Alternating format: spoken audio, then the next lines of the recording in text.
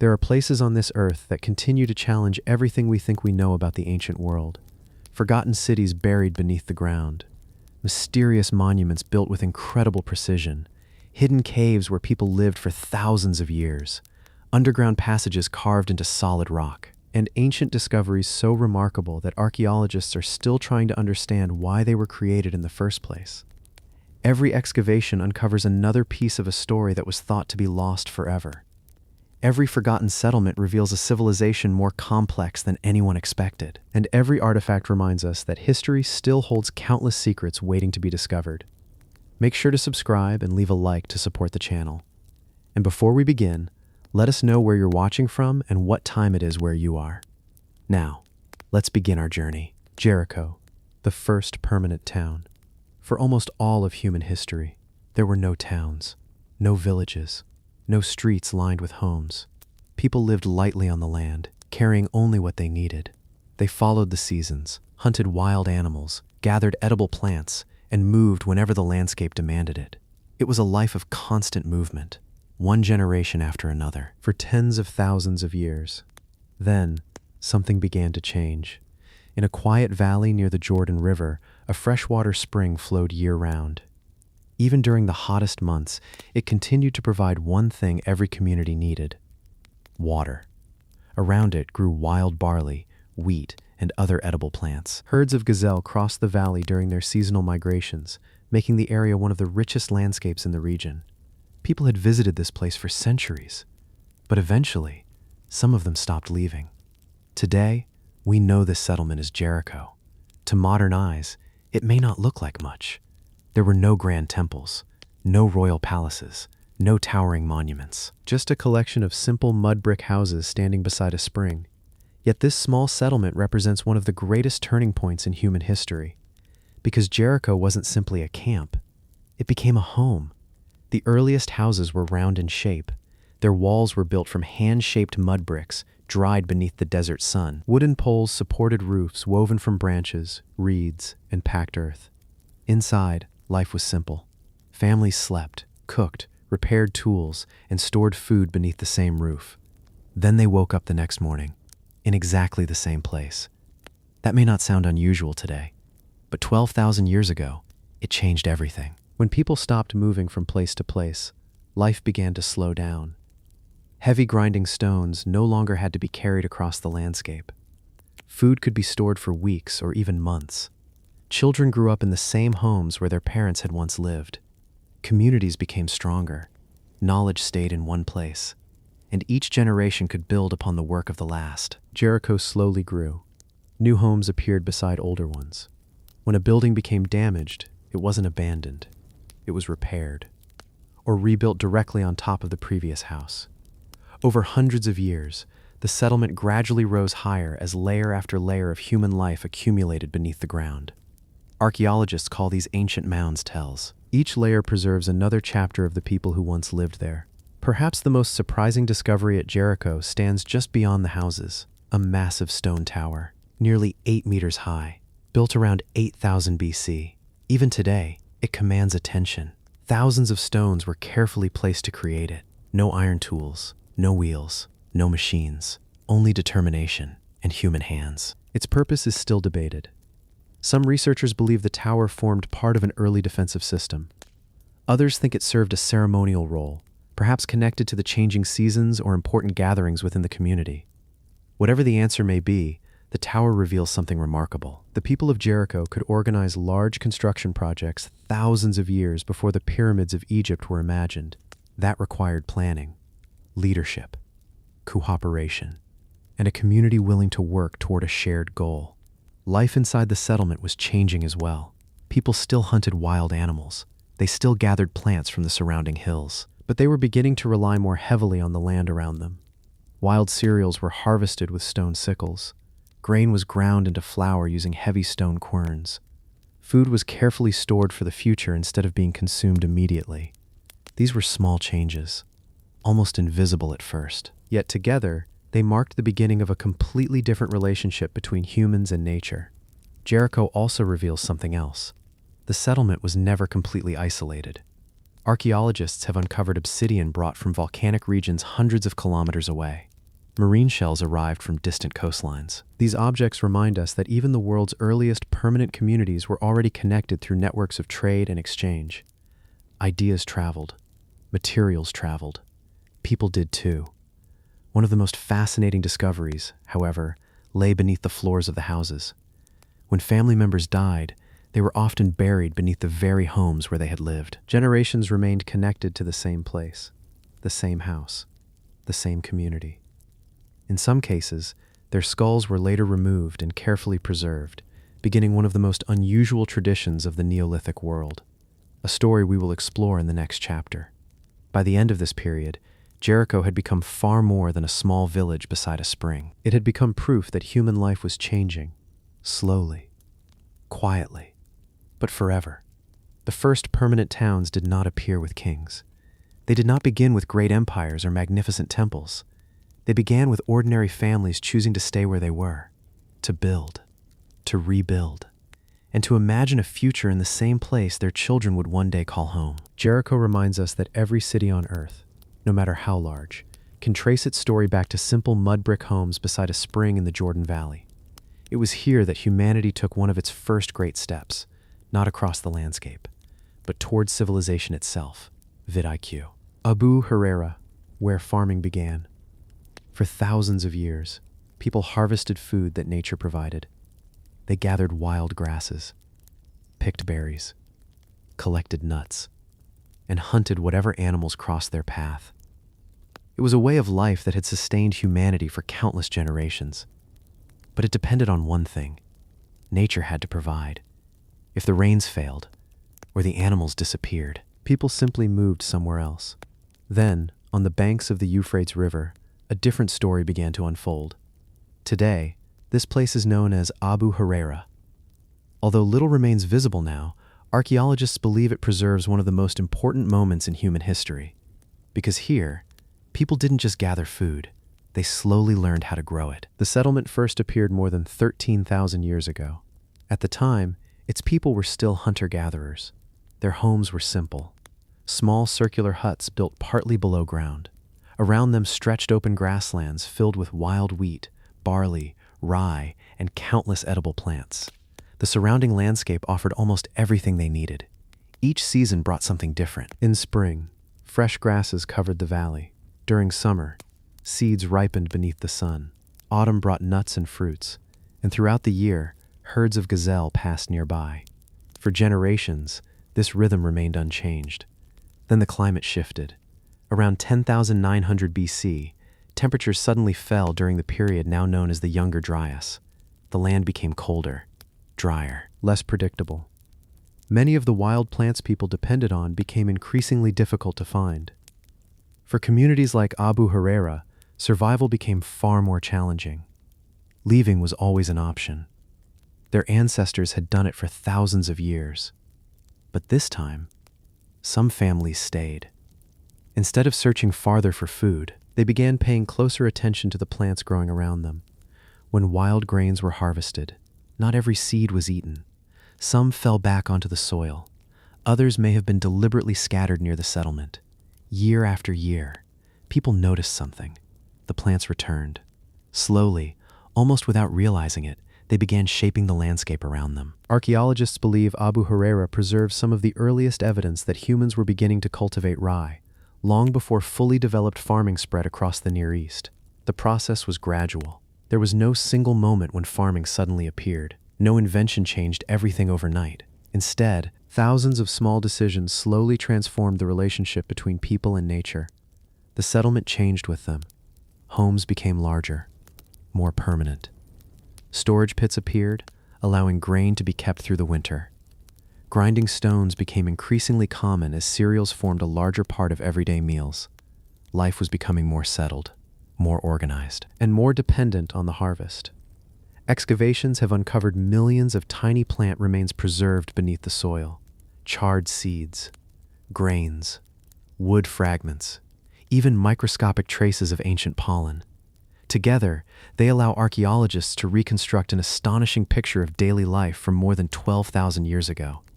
They reveal not only what people ate, but how their diets changed over time. Animal bones tell a similar story. Early inhabitants relied heavily on hunting gazelle. Later generations gradually depended more on sheep and goats as animal domestication spread across the region.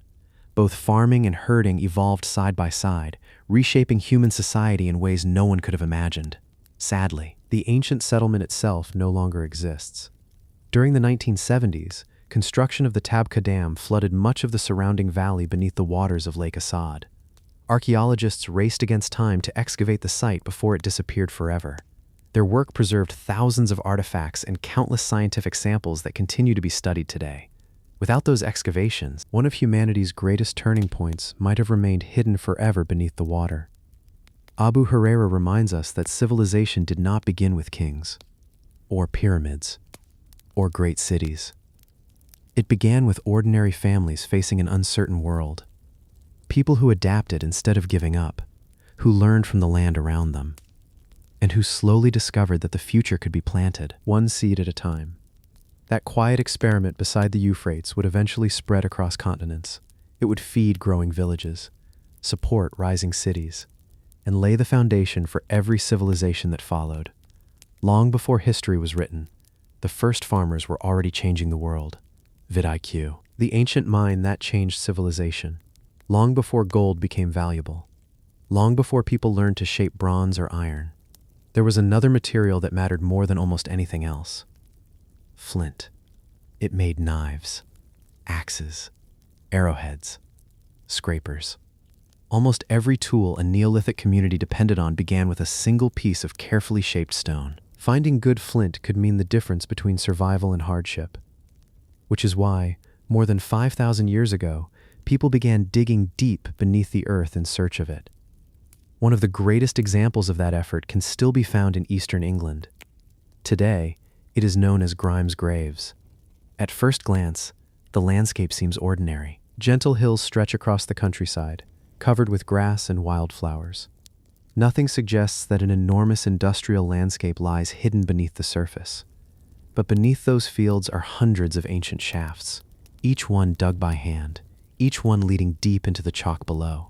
Archaeologists have identified more than 400 mining shafts spread across the site. Some descend nearly 13 meters, reaching layers of high-quality black flint hidden beneath the white chalk. Without metal tools, without machinery, and without explosives, Neolithic miners carved their way underground using little more than antler picks made from red deer. It was slow work, difficult work, and often dangerous. Imagine climbing down one of these narrow shafts more than 4,000 years ago. Above you, only a small circle of daylight remains. The air grows cooler. The walls close in. At the bottom, miners work by the light of small fires or simple lamps, carefully striking the chalk until another seam of flint appears. Every piece is valuable. Nothing is wasted. Once removed, the flint is carried back to the surface, where skilled craftspeople shape it into polished axes, blades, and tools. Many of those tools would travel far beyond the mine itself. Archaeologists have traced flint from Grimes Graves to settlements hundreds of kilometers away. This wasn't simply a local quarry. It was part of a growing network of trade connecting communities across prehistoric Britain. The mine helped supply villages whose people may never have seen the place where their tools began. Excavations have uncovered far more than broken stone. Animal bones, antler picks, hammerstones, even the remains of fires lit by the miners themselves. Together, these discoveries offer a rare glimpse into one of the world's earliest mining industries. Perhaps the most surprising discovery came from the shafts themselves. Several contained carefully placed human burials. Others held the remains of animals that appear to have been deposited deliberately. These finds suggest the mines may have held a meaning beyond simple industry. For the people who worked here, digging into the earth may also have carried spiritual significance. The underground world was not merely a source of stone. It may have been a place of ritual as well. Exactly why these offerings were made remains uncertain. No written records survive, only the evidence left behind. By around 2000 BC, activity at Grimes Graves gradually declined. Metal tools were becoming more common. Bronze slowly replaced flint for many everyday tasks. The great mining shafts were abandoned.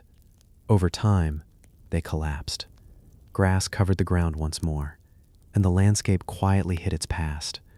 For thousands of years, few people realized what lay beneath their feet. Then, archaeologists began excavating the site. As one shaft after another was explored, an extraordinary story emerged, not of kings or warriors, but of ordinary workers.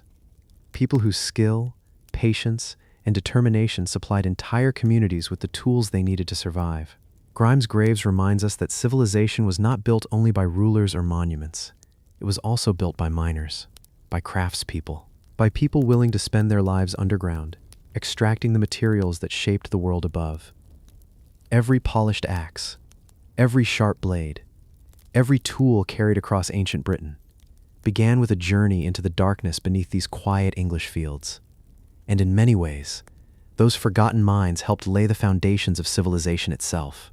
The star-aligned towers of Hovenweep, on the border between Colorado and Utah, scattered across lonely canyons and windswept mesas, stand the remains of one of North America's most remarkable ancient settlements. At first glance, the towers seem almost out of place. Some stand balanced on enormous boulders. Others rise directly from the edge of steep cliffs. A few appear so carefully positioned that they almost seem to challenge gravity itself. For centuries, they have watched over the desert in complete silence. Today, this place is known as Hovenweep. The name comes from a Ute word meaning deserted valley. It is a fitting description. The people who once lived here disappeared long ago. Only their buildings remain. Most archaeologists believe Hovenweep was built by the ancestral Pueblo people between AD 1200 and 1300. By this time, these communities had already mastered farming in one of the harshest environments in North America. Rain was unpredictable. The summers were hot. The winters could be bitterly cold.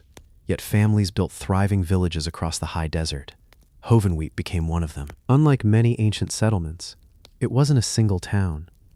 Instead, it was a network of small villages spread across several canyons. Each community built its own towers, homes, storage rooms, and ceremonial spaces.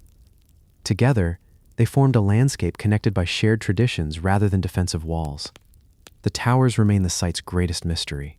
Some are perfectly circular. Others are square, D-shaped, or oval. Each was built using carefully shaped sandstone blocks stacked with remarkable precision. Even after more than 700 years, many are still standing. Look closely at the stonework. Every block was placed by hand. No cement, no iron tools, no modern machinery, only patience, experience, and generations of knowledge passed from one builder to the next. Some towers contain narrow windows unlike ordinary doorways. These openings are small, carefully positioned, and often face specific directions. For years, archaeologists believed they simply allowed light into the rooms. Then researchers began studying them more closely. Something unexpected appeared. Several windows align with the sunrise or sunset during the summer and winter solstices. Others point toward the rising moon during important points in its 18-year cycle. A few even appear to frame particular stars visible on the horizon. Were these alignments intentional? Many archaeologists believe they were. For farming communities, the movement of the sun and moon was more than a curiosity. It marked the changing seasons. It told people when to prepare fields, when to harvest crops, and when winter was approaching. Watching the sky was part of survival. The towers may have helped keep that calendar, but astronomy may not have been their only purpose. Some towers overlook nearby springs. Others stand beside large communal buildings known as kivas, where ceremonies and gatherings likely took place. Several occupy commanding positions above the canyon, offering clear views in every direction.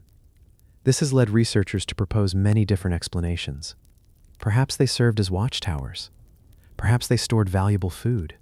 Perhaps they marked sacred places. Or perhaps they fulfilled several roles at once. Like many ancient buildings, they may never have had a single purpose. Life at Hovenweep was carefully adapted to the desert. Families built check dams across small streams to slow floodwater after seasonal storms. Stone terraces helped prevent valuable soil from washing away.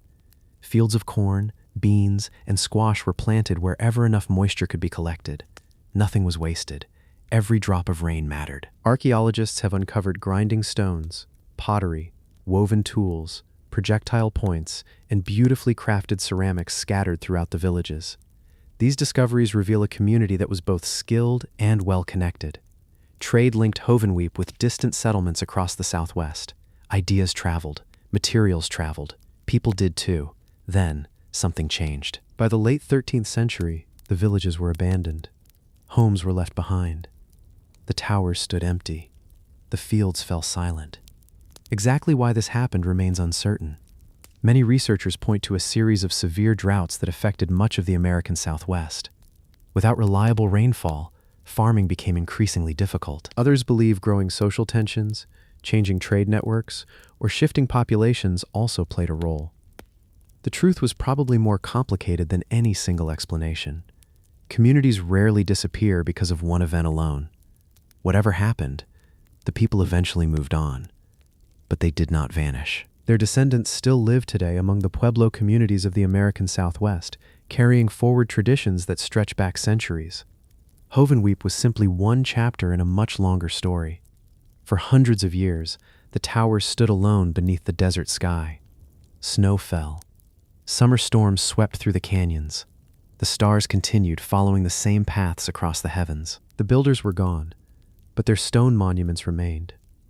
Today, visitors can still walk among these ancient towers.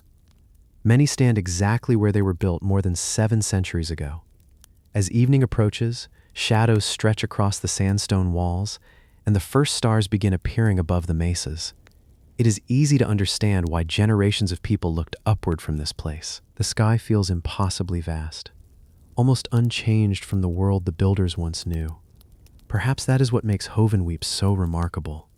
Not because its towers are the tallest or the oldest, but because they remind us that long before telescopes, long before observatories, people were already studying the heavens, watching the sun, following the moon, measuring the seasons, and leaving behind stone towers that still point toward the sky they once carefully observed. The labyrinth broke of Dún Carloway. On the windswept Isle of Lewis, off the northwest coast of Scotland, a stone tower has stood for nearly 2,000 years.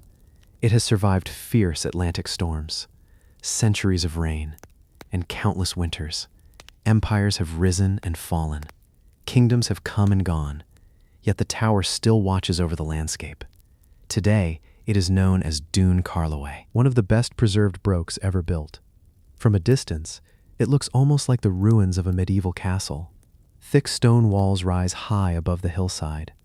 A narrow doorway leads into the darkness. Small windows break the surface of the tower, but appearances can be misleading. This structure is far older than Scotland's famous castles. Archaeologists believe it was built sometime during the 1st century BC, long before the Romans reached northern Britain. Its builders left behind no written records, no names, no stories, only stone. The first thing visitors notice is the walls. They are astonishingly thick, in some places more than 4 meters wide. At first, that seems unnecessary, until you step inside. Hidden within those walls is something few people expect: a second world. Long passageways wind through the stone. Narrow staircases climb upward. Small chambers disappear into the darkness. The tower is almost hollow, not because it collapsed, but because it was designed that way from the very beginning.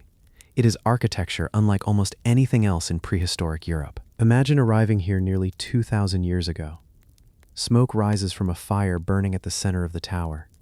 Children move between the stone walls while food cooks over glowing embers. Outside, sheep graze across the hills overlooking the Atlantic Ocean.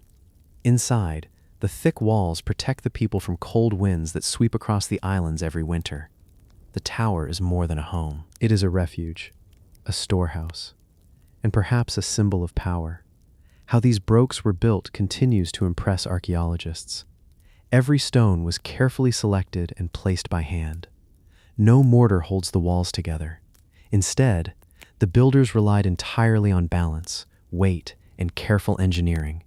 Each layer supports the next. Even after 2 millennia, much of the original structure remains standing. One of the brook's greatest mysteries lies inside its walls. Hidden staircases lead to upper floors that no longer exist. Small galleries circle the interior. Passages connect different parts of the building in ways that almost resemble a maze. Walking through the tower today, It is easy to lose your sense of direction. Every corner reveals another doorway, another staircase, another hidden chamber. It is this remarkable design that has led many people to describe Brooks as prehistoric labyrinths. Exactly why they were built this way remains uncertain. Some archaeologists believe the thick walls provided strength while supporting several wooden upper floors. Others suggest the complex interior also reflected the status of the people who lived there. A simple roundhouse would have been far easier to build. A broke required something else: planning, skill, and a community capable of completing an enormous project. Excavations have uncovered pottery, stone tools, animal bones, and everyday objects that reveal ordinary life inside the tower. People cooked here, worked here, raised families here. This was not simply a monument. It was a living home. At some point, however, life at Dún Carloway came to an end. The tower was eventually abandoned. The wooden floors disappeared. The roof collapsed. Only the stone shell remained. Centuries passed. Grass covered the surrounding hillside. Generations of travelers looked upon the old tower, wondering who had built it and why. Local traditions later connected the Broke to Viking raids and medieval clans. But its true origins reached much further into the past. Today, researchers continue studying Brokes across Scotland. More than 500 examples are known, yet no two are exactly alike. Some stand only a few feet high. Others survive almost to their original height. Together, they represent one of the most distinctive forms of architecture ever created in Iron Age Britain. Even now, many questions remain unanswered. Why did people invest so much effort into building these massive towers? Were they homes? Fortresses? Status symbols? Or all three at once? Without written records, the answers remain hidden within the stones themselves. Perhaps that is what makes Dún Carloway so fascinating. Not because it is the tallest Broke, or the oldest, but because every hidden passage, every winding staircase, and every carefully balanced stone reminds us that the people of Iron Age Scotland were far more skilled than history once imagined. They built upward. They built to last. And they left behind a stone labyrinth that continues to puzzle archaeologists nearly 2,000 years later. The abandoned Silk Road city of Gaochang. Long before airplanes, long before railways crossed Asia, there was only one way to travel between east and west: the Silk Road. A network of ancient routes stretching thousands of kilometers across deserts, mountains, and endless plains. For merchants, monks, and explorers, it was the road that connected worlds. And in the middle of one of the harshest deserts on Earth, a city rose to welcome them. Today, it is known as Gaochang. Its ruins stand on the edge of the Turpan Basin in western China. Surrounded by barren mountains and endless sand, it seems like an impossible place to build a city. Yet for more than 1,000 years, Gaochang flourished. Its story began more than 2,000 years ago. The location was carefully chosen. Natural underground water channels carried fresh water from the distant mountains into the desert, creating fertile land where crops could grow. Around this small oasis, homes appeared. Then markets. Then walls. Slowly, a settlement became a city. As trade along the Silk Road expanded, Gaochang found itself in the perfect position. Every caravan traveling between China and Central Asia passed nearby. Merchants stopped to rest. Animals were watered. Goods were exchanged. Languages mixed in the crowded streets. Silk from China, glass from Rome, spices from India, precious stones from Afghanistan. Everything eventually found its way through Gaochang. Imagine arriving here during the 7th century. After weeks crossing the scorching Taklamakan Desert, the city's walls finally appear on the horizon. The sight alone brings relief. Beyond the gates, narrow streets fill with travelers from every direction. Chinese officials record shipments arriving from the east. Sogdian merchants bargain over silk and silver. Buddhist monks continue their journey toward India in search of sacred texts. The city never truly sleeps. Every day brings new faces, new languages, new ideas. Gaochang became far more than a trading post. It grew into one of the most important cultural crossroads in Asia. Buddhism flourished here. Temples and monasteries were built throughout the city, attracting scholars from across the ancient world. Many travelers copied religious manuscripts before continuing their journeys, helping spread Buddhist teachings across China. One of the city's most famous visitors was the Chinese monk Xuanzang. During the 7th century, he stopped in Gaochang while traveling to India. The local king welcomed him with great respect and reportedly tried to persuade him to remain in the city permanently. Xuanzang refused. His journey continued. But his writings later described Gaochang as a prosperous kingdom filled with temples, fertile farmland, and thriving communities. Archaeologists have uncovered wide streets, impressive city walls, government buildings, homes, workshops, and the remains of Buddhist temples scattered across the site. The city was carefully planned. Large neighborhoods stood within thick defensive walls built from packed earth. Although time has worn them down, many still rise several meters above the desert floor. Even today, they hint at the city's former importance. Life in Gaochang depended on one remarkable achievement: water. The surrounding desert receives very little rainfall. Without a reliable water supply, the city could never have survived. Ancient engineers developed an extraordinary irrigation system known as the Karez. Underground tunnels carried fresh mountain water across long distances while protecting it from the intense desert heat. These channels supplied homes, farms, orchards, and gardens throughout the oasis. Without them, there would have been no Gaochang. For centuries, the city prospered. Different kingdoms ruled its streets. Chinese dynasties, local rulers, Turkic tribes. Each left its mark on the growing oasis. Trade continued despite changing governments because the Silk Road itself remained the city's greatest source of life. Then, the world around Gaochang began to change. New political powers emerged across Central Asia. Trade routes shifted. Wars interrupted caravan travel. By the 14th century, much of the Silk Road no longer followed the same paths that had once made Gaochang so wealthy. Gradually, the markets became quieter. Fewer caravans arrived. The city slowly emptied. Homes were abandoned. Temples fell silent. The desert reclaimed the streets. For hundreds of years, sand drifted through empty buildings where merchants had once gathered from every corner of Asia. Only the wind remained. Today, visitors walk through broad avenues that once echoed with countless languages. Towering earthen walls still outline the ancient city. The foundations of temples remain visible beneath the desert sun. Standing among the ruins, it is difficult to imagine that one of Asia's busiest crossroads once existed here. Yet every crumbling wall tells part of that forgotten story. Gaochang reminds us that great cities do not always disappear through war or disaster. Sometimes, they simply become unnecessary. Trade moves elsewhere. People follow new opportunities, and places that once connected civilizations quietly fade into history. Perhaps that is what makes Gaochang so remarkable.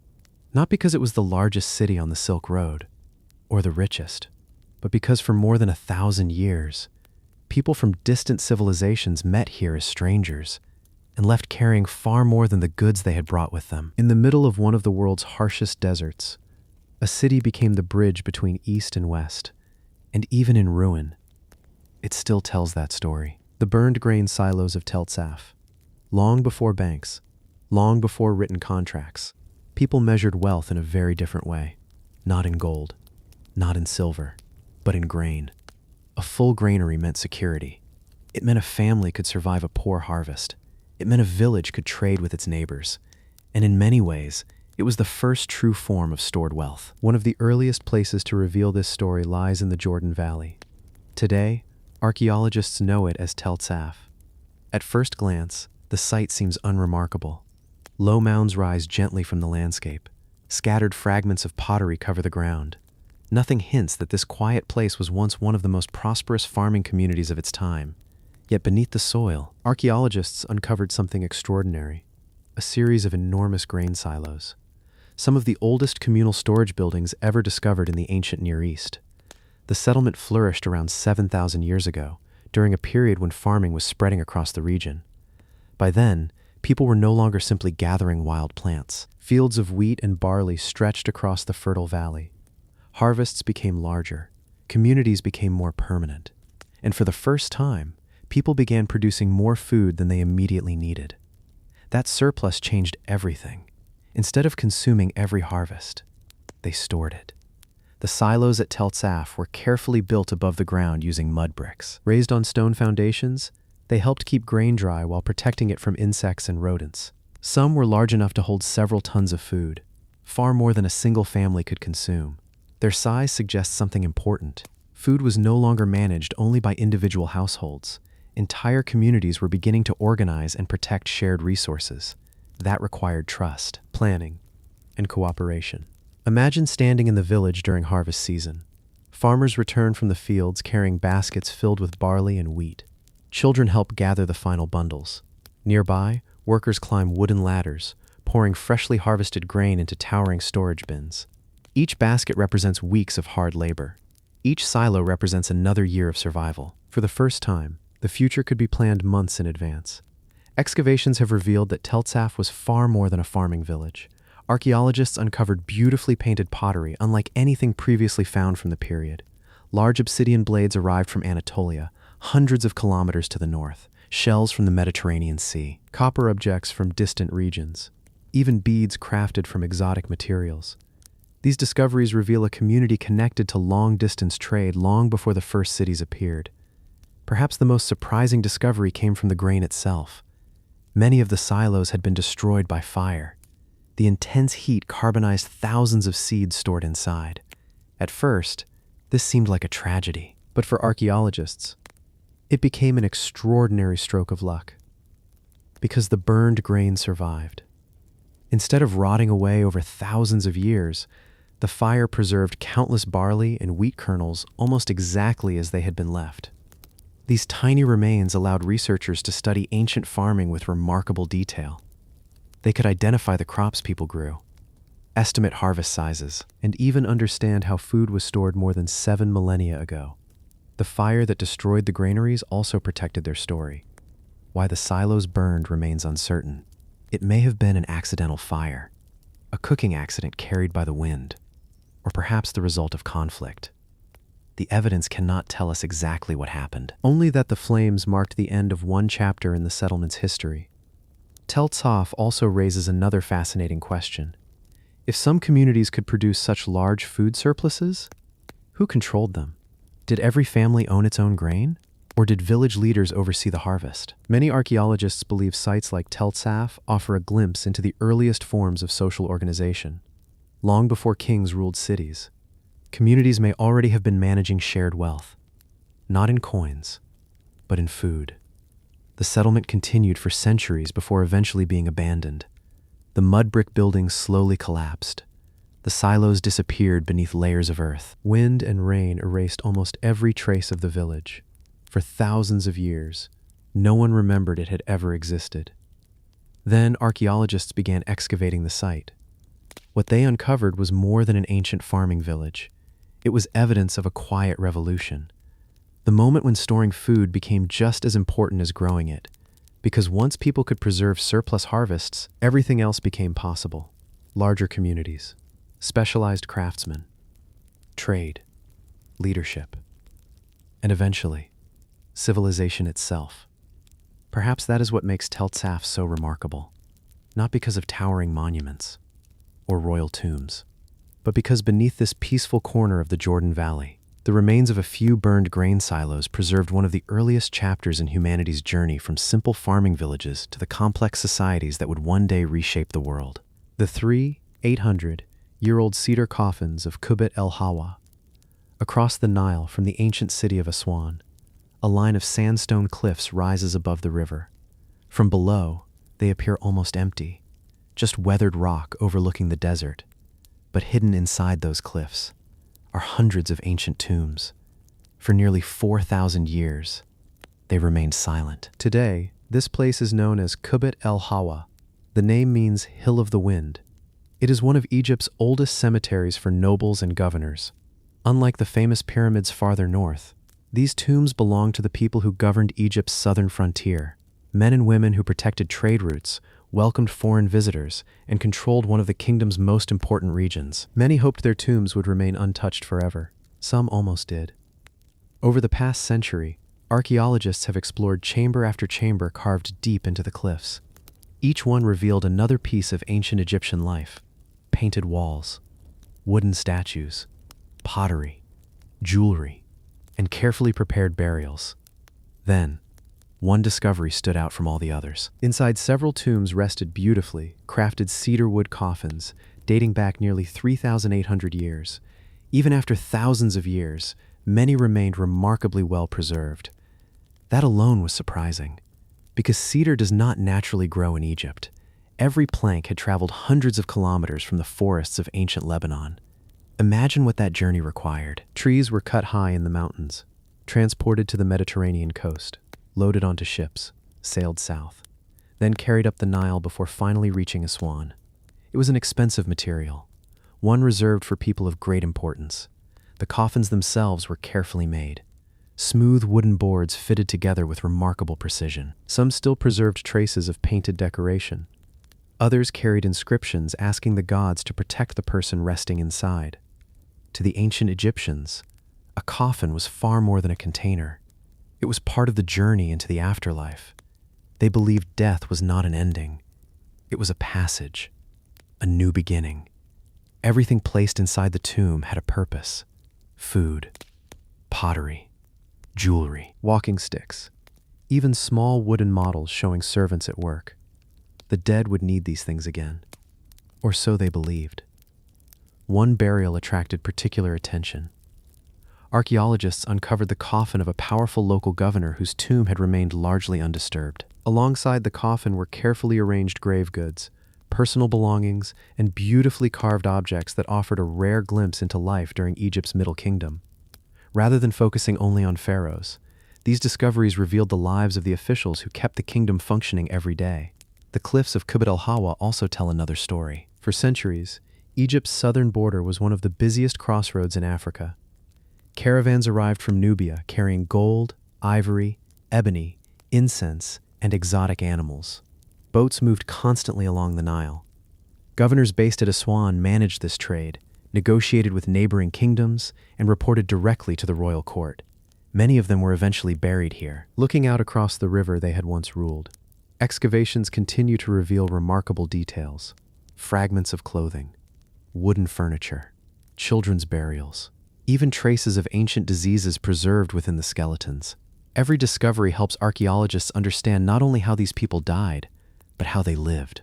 One reason the tombs survived so well is the desert itself. The dry Egyptian climate slowed decay for thousands of years.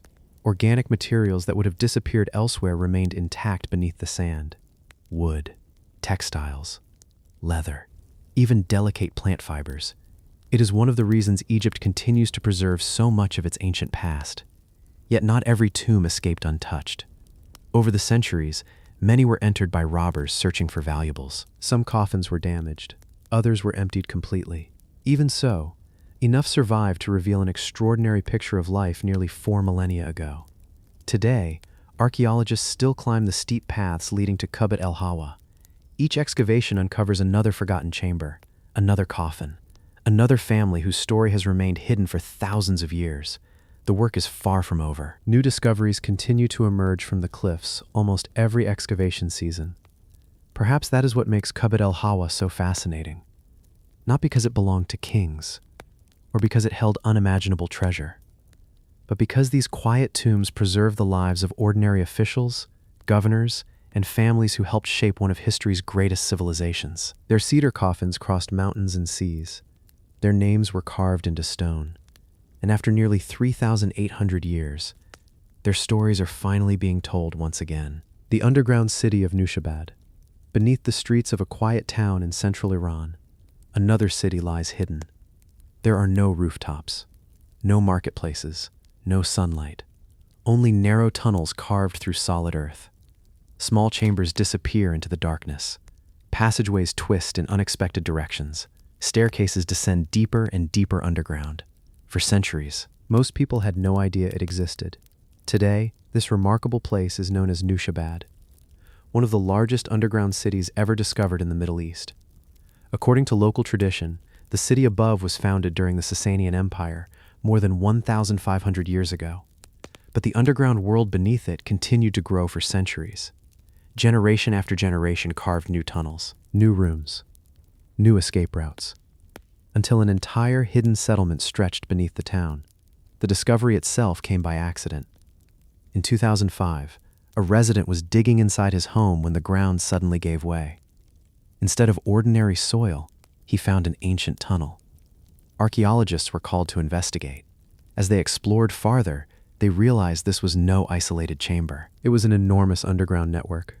Some passages reached nearly 18 meters below the surface. Others connected to homes through hidden entrances that had remained sealed for centuries. Imagine living here more than 1,000 years ago. Life above ground appears peaceful. Merchants fill the streets. Children play outside. Farmers return from the fields. Then, news arrives that an invading army is approaching.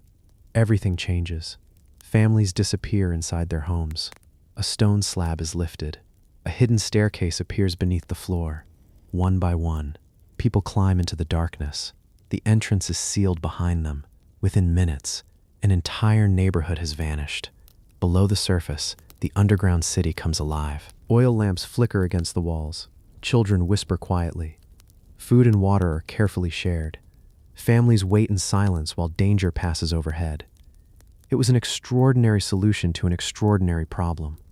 Unlike castles or city walls, Nushabad was never meant to be seen. Its greatest strength was secrecy. The tunnels were deliberately designed to confuse strangers. Many passageways are so narrow that only one person can pass at a time. Sharp turns make it almost impossible to see what lies ahead. Some corridors suddenly split into several directions. Others end without warning. Archaeologists believe these features were designed to slow intruders unfamiliar with the underground maze. The city was also surprisingly practical. Small ventilation shafts brought fresh air deep underground. Storage rooms held food and drinking water. Living spaces allowed entire families to remain hidden for extended periods. Even after hours beneath the surface, fresh air could still circulate through much of the complex. The builders understood their environment remarkably well. Every chamber was carved directly into compact clay and sediment. No bricks, no stone blocks. The earth itself became the walls. Over time, these underground spaces remained stable, protected from the intense desert heat above. While summer temperatures outside could become unbearable, the tunnels stayed cool throughout the year. Nushabad was not unique in using underground shelters. Similar refuges existed elsewhere in the ancient world, but few matched its size or complexity. Researchers estimate the underground city extends beneath large sections of the modern town. Much of it still remains unexplored. Some passages may never have been rediscovered. Exactly how many people could shelter here remains uncertain, but archaeologists believe hundreds, and perhaps even thousands, may have used the network during periods of conflict. The underground city was not built all at once. Different generations expanded it as new dangers appeared.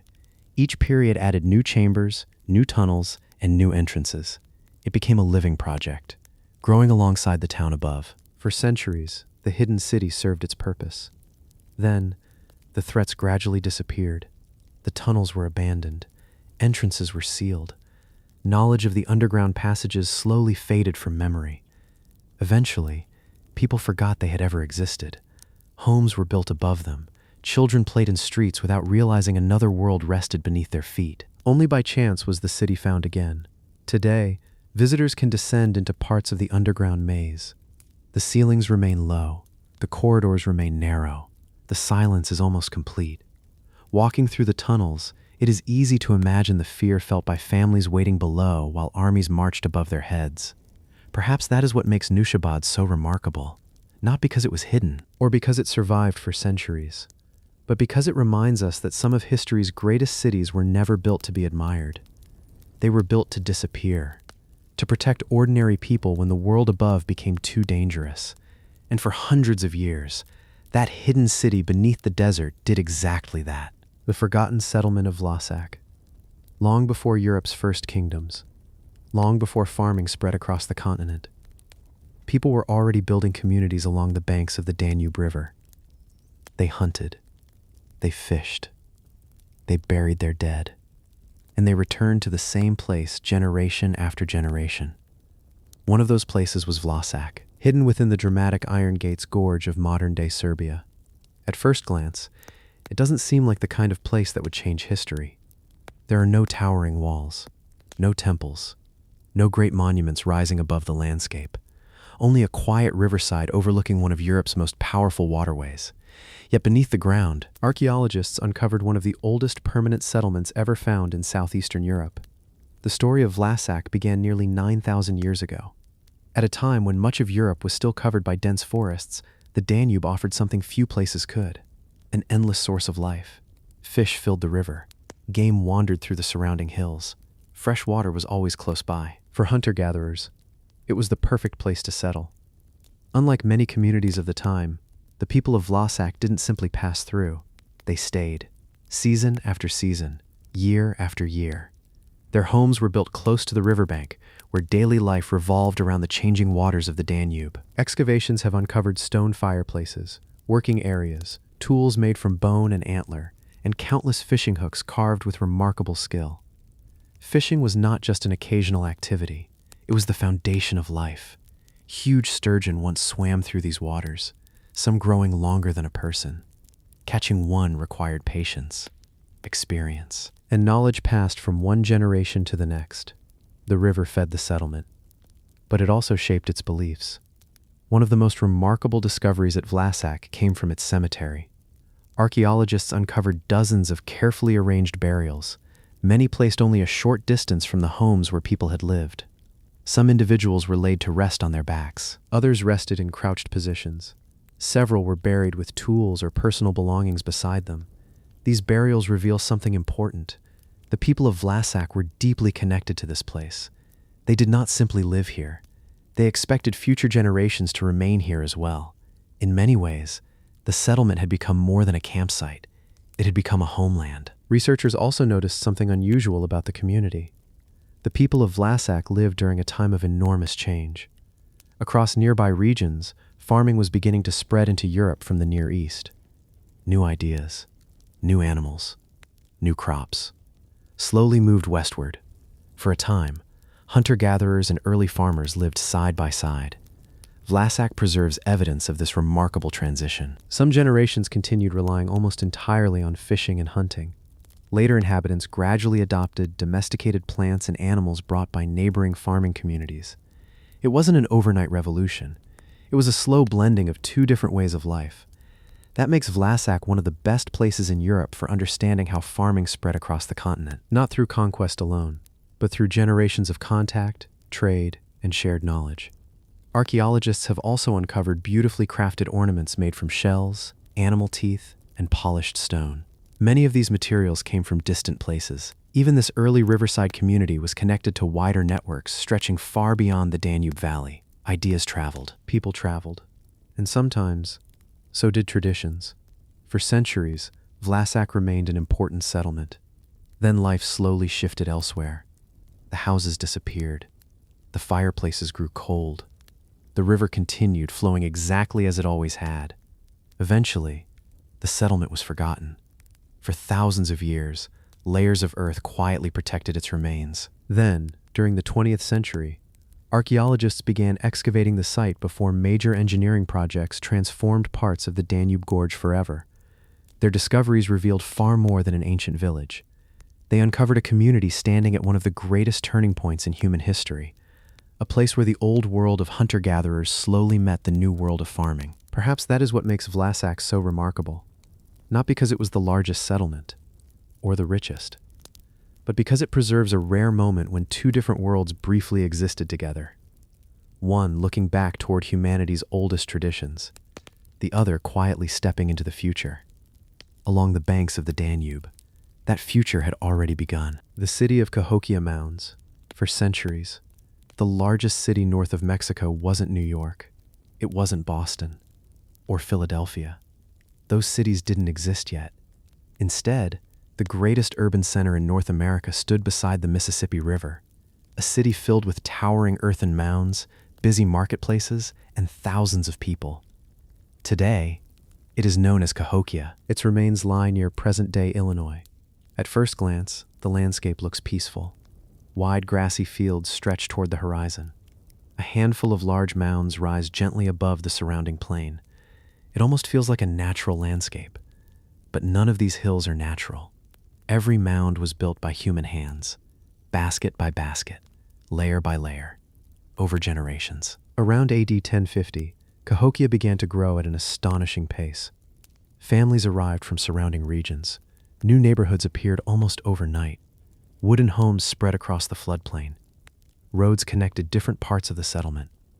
Before long, Cahokia had become something North America had rarely seen before, a true city. At its height, archaeologists believe between 10,000 and 20,000 people lived here. Some estimates suggest the population may have been even larger.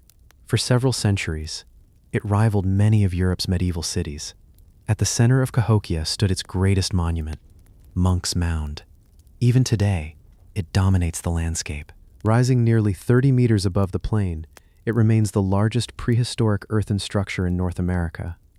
Building it required an extraordinary effort. Millions of baskets filled with soil were carried by hand.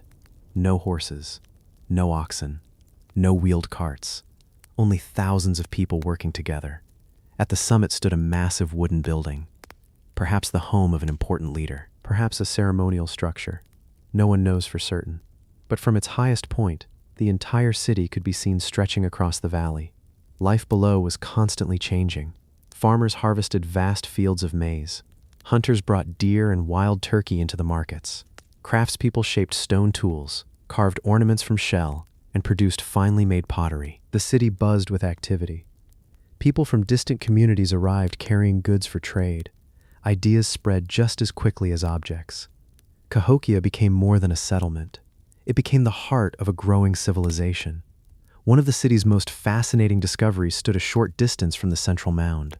Archaeologists uncovered a circle made from massive wooden posts. Today, it is often called Woodhenge.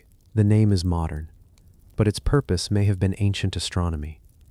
As the sun rose on the summer and winter solstices, its light aligned with specific posts. The builders were carefully watching the sky, not simply out of curiosity, but to measure the changing seasons.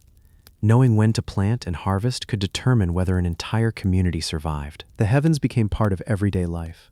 Excavations have revealed evidence of large public gatherings, ceremonial feasts, and complex religious traditions. Special buildings stood apart from ordinary homes. Some areas appear to have been reserved for rituals that brought communities together. Cahokia was more than a political center. It was also a spiritual one. Its influence stretched far beyond the city itself. Artifacts made from Gulf Coast shells have been found here. Copper arrived from the Great Lakes. Stone traveled from distant quarries hundreds of kilometers away. These discoveries reveal an enormous trade network connecting much of eastern North America. Long before European ships crossed the Atlantic, goods and ideas were already moving across the continent. Then, something changed. Around the 13th century, the city began to decline. Neighborhoods were abandoned. Construction slowed. The population gradually fell. Within a few generations, much of Cahokia stood empty. Exactly why remains one of North America's greatest archaeological questions. Some researchers point to repeated flooding from the Mississippi River. Others believe prolonged drought damaged agriculture, political unrest, resource shortages, disease, or changing trade routes may also have played a role. The truth was likely far more complex than a single explanation. By the time European explorers reached the region centuries later, the great city had already disappeared. Its wooden buildings had long since decayed. Only the earthen mounds remained, covered in grass, standing quietly above the landscape. Today, archaeologists continue uncovering new pieces of Cahokia's story. Every excavation reveals another neighborhood, another workshop, another clue about the people who built one of North America's greatest cities. Perhaps that is what makes Cahokia so remarkable, not because it left behind stone temples or marble palaces, but because it reminds us that remarkable civilizations can rise anywhere, even on the rich floodplains of the Mississippi River. Long before modern America existed, a thriving city already stood here, built from earth, connected by trade, guided by the stars, and remembered today only through the silent mounds that still rise above the Illinois landscape. The Sutton Hoo Helmet Burial. In the summer of 1939, a quiet field in eastern England changed history forever. For generations, a series of grassy mounds had overlooked the River Deben. Most people believed they were simply ancient burial hills, nothing more. But beneath one of those mounds, an extraordinary secret had been waiting for nearly 14 centuries. Today, the site is known as Sutton Hoo. It is one of the greatest archaeological discoveries ever made in Britain. At first, archaeologists uncovered the outline of something unexpected. Not a tomb, not a stone chamber, but the ghostly imprint of a wooden ship. The timber had long since rotted away. Only stains in the sandy soil marked where the planks had once rested. Even so, the shape was unmistakable. The vessel measured nearly 27 meters in length. It had been carefully pulled ashore, placed inside a large trench, and covered beneath an enormous mound of earth. Whoever rested here was someone of immense importance. At the center of the ship lay a burial chamber. Although grave robbers had disturbed parts of the site centuries earlier, much of its treasure remained untouched. Archaeologists uncovered gold buckles, silver bowls, decorated weapons, fine jewelry, coins from distant kingdoms, and objects crafted by some of the finest metalworkers of the early medieval world. Then, piece by piece, one of the most famous artifacts in British history began to appear: a helmet. At first, it looked like little more than hundreds of rusted fragments scattered across the ground. The iron had almost completely decayed. Years of careful conservation were needed before experts realized what they had found. Slowly, the broken pieces came together. A face emerged, eyebrows shaped like a soaring bird, a fierce nose guard, cheek plates, and a full iron mask unlike anything discovered in England before. Today, the Sutton Hoo helmet has become an icon of the Anglo-Saxon world. It is both beautiful and intimidating, built for protection, but also for display. Its intricate decorations suggest it belonged to someone whose authority extended far beyond the battlefield. Many historians believe the burial may belong to King Radwald of East Anglia, who ruled during the early 7th century. No inscription confirms his name. No written record identifies the owner, but the wealth of the burial, its date, and its royal location make him one of the strongest candidates. Even if the identity remains uncertain, there is little doubt that the person buried here stood among the most powerful figures in early England. The treasures reveal a world far more connected than many once imagined. Silver arrived from the eastern Mediterranean. Coins came from the Frankish kingdoms of Europe. Luxury goods traveled across seas and rivers before reaching East Anglia. Far from being isolated, Anglo-Saxon England was already part of a vast international network of trade and diplomacy. The helmet itself tells an equally remarkable story. Its design shares similarities with helmets discovered in Sweden, suggesting close cultural connections across the North Sea. Ideas traveled, craftsmanship traveled, and perhaps warriors did too. Every engraved panel tells a story. Battles between warriors, powerful animals, symbols of strength and protection. The helmet was never simply a piece of armor. It was a statement, a symbol of leadership, a reminder that the person wearing it held both military and political authority. Then, for reasons we may never fully understand, the ship was buried, not launched into the sea, not abandoned, but carefully covered beneath thousands of tons of earth. The burial itself became a monument, a final tribute visible across the surrounding countryside. Over time, the wooden ship disappeared. The chamber collapsed. Grass slowly covered the mound. Centuries passed. Kingdoms rose and fell. The Norman conquest reshaped England. Castles replaced royal halls. And the memory of the great ship burial faded completely, until 1939, when archaeologists uncovered one of Britain's greatest lost treasures. Today, the Sutton Hoo helmet is displayed in a museum, carefully reconstructed from hundreds of fragments. It has become one of the defining symbols of early medieval Europe. Yet the burial still raises many questions. Who truly rested beneath the mound? Why was a ship chosen as a tomb? How many other royal burials remain hidden beneath the English countryside? Those answers remain buried in the past. Perhaps that is what makes Sutton Hoo so unforgettable. Not because of its gold or its silver, but because beneath one quiet hill, archaeologists uncovered the memory of a forgotten king, a magnificent ship, and a helmet that still stares back across 14 centuries of history, reminding us that some of the greatest kingdoms leave behind only whispers beneath the earth. The painted tombs of Tarquinia. Beneath the rolling hills of central Italy, an entire city lies hidden underground.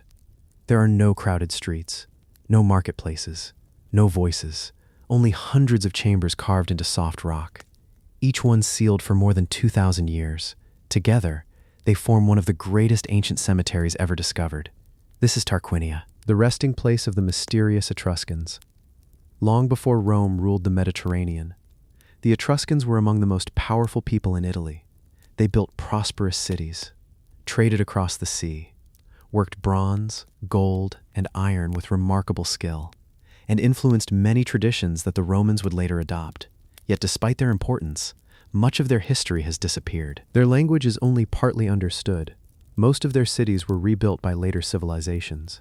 But beneath the ground, their world survived.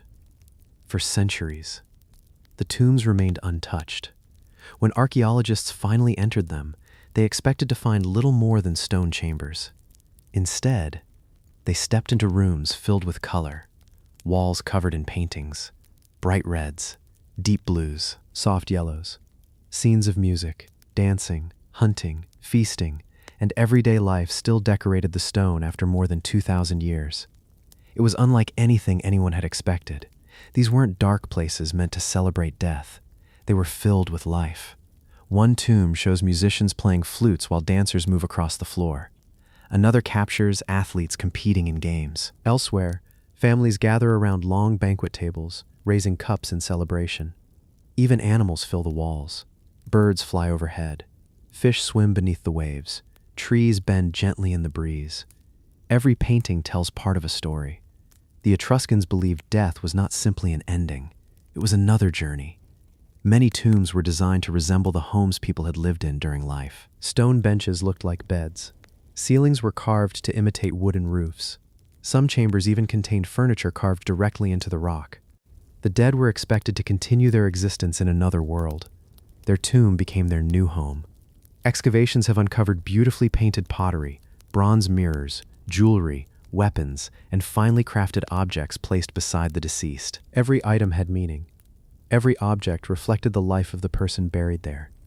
Some belonged to wealthy nobles, others to respected families whose names have long been forgotten.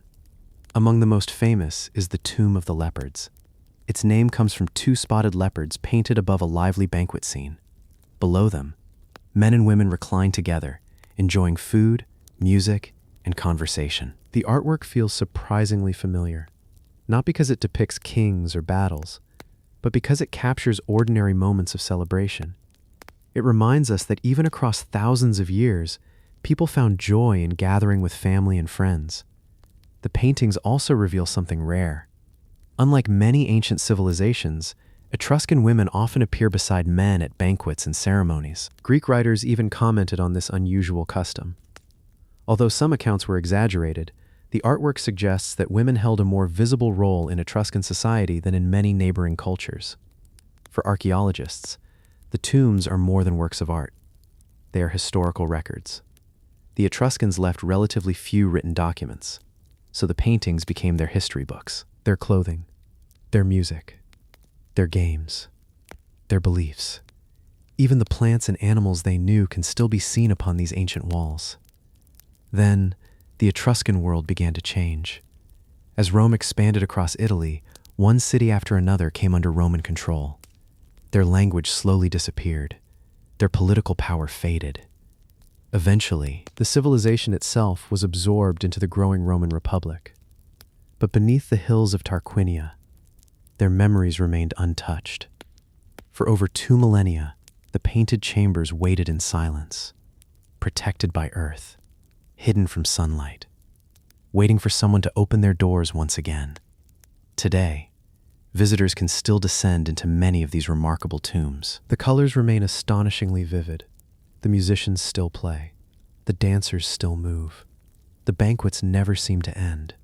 Perhaps that is what makes Tarquinia so unforgettable. Not because it preserves great temples or royal palaces, but because it preserves something even rarer, a glimpse into everyday life, a civilization that refused to let death erase its memories. And beneath the quiet hills of Italy, those memories continue to survive, painted across stone just as vividly as the day they were first created. The rock sanctuary of Somatar, across the dry plains of southeastern Turkey, a lonely hill rises above the surrounding landscape. At first glance, it seems little different from the rocky hills around it. A few scattered ruins, weathered stone, and silence. But hidden among those rocks is one of the ancient world's most mysterious sanctuaries, a place where people once gathered beneath the open sky to worship the heavens. Today, it is known as Somatar. For centuries, This remote settlement stood at the crossroads of civilizations. Romans passed through the region. Earlier kingdoms settled nearby. Trade routes connected Mesopotamia with Anatolia. Yet Somatar remained something different. Not a great city, not a military fortress, but a sacred place. The heart of the sanctuary lies at the foot of a rocky hill. Here, ancient builders carved shrines directly into the stone. Small chambers open beneath towering cliffs. Steps cut into the rock lead toward places of worship that have survived for nearly 2,000 years. Unlike the grand temples of Egypt or Greece, much of Somatar was shaped by the landscape itself. The mountain became the temple. The cliffs became its walls. Perhaps the most remarkable feature is the hill overlooking the sanctuary. Its summit contains a series of carved platforms and altars. From here, the surrounding plains stretch for kilometers in every direction. It is easy to understand why ancient people believed this was a sacred place. The sky feels impossibly close, especially after sunset.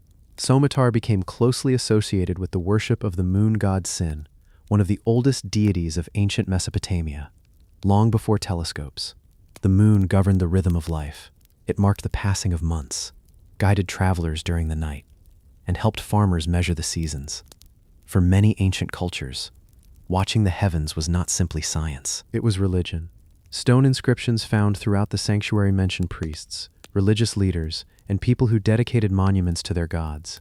Many are written in Syriac, preserving the names of individuals who lived here nearly 18 centuries ago. Unlike many ancient sites, the voices of its visitors have not disappeared completely. Some are still carved into the rock. Excavations have also uncovered tombs surrounding the sanctuary. Many were carved directly into the hillside. Others were built beneath the earth. Their presence suggests that people wished to remain close to this sacred place even after death. To them, the hill was more than a landmark. It was a bridge between the earthly world and the heavens above. Walking through Somatar today, one detail becomes impossible to ignore.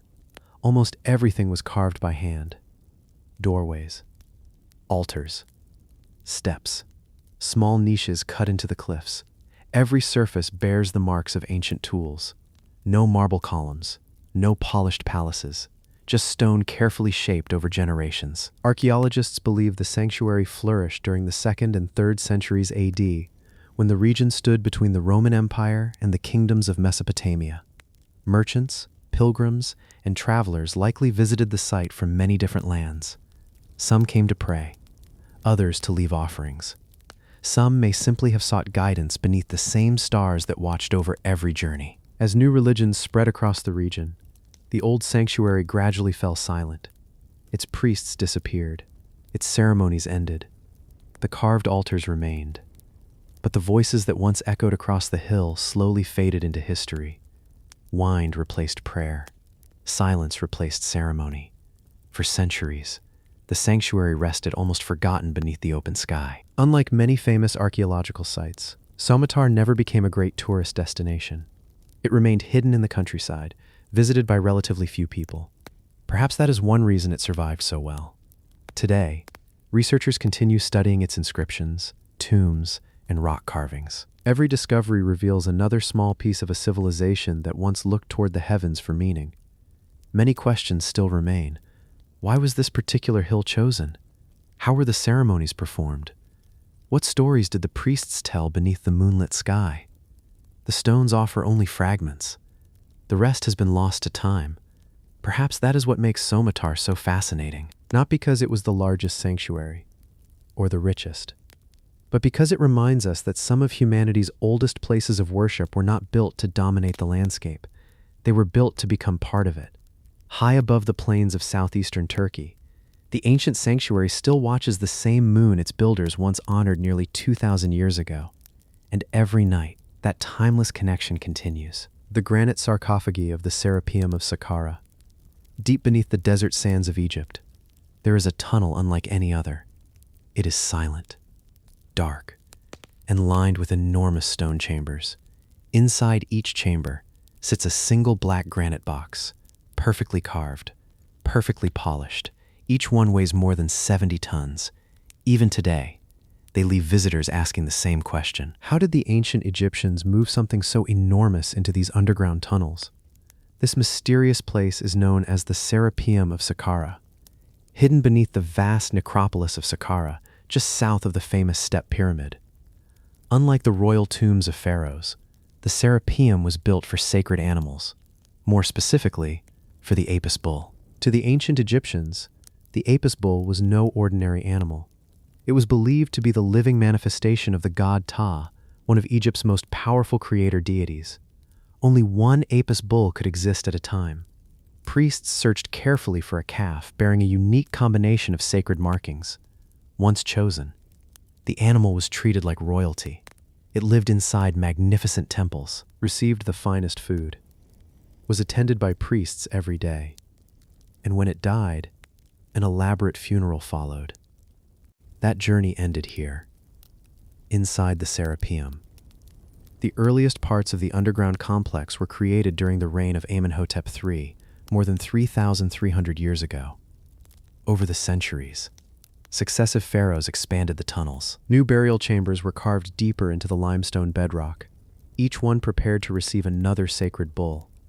Walking through the Serapeum today feels almost unreal. The corridors stretch into darkness. The air remains cool beneath the desert.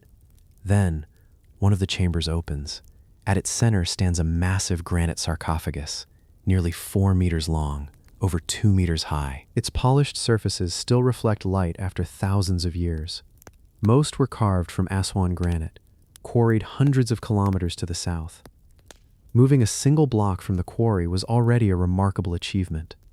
But transporting it along the Nile, dragging it across the desert, then lowering it into underground chambers with astonishing precision, remains one of ancient Egypt's greatest engineering accomplishments.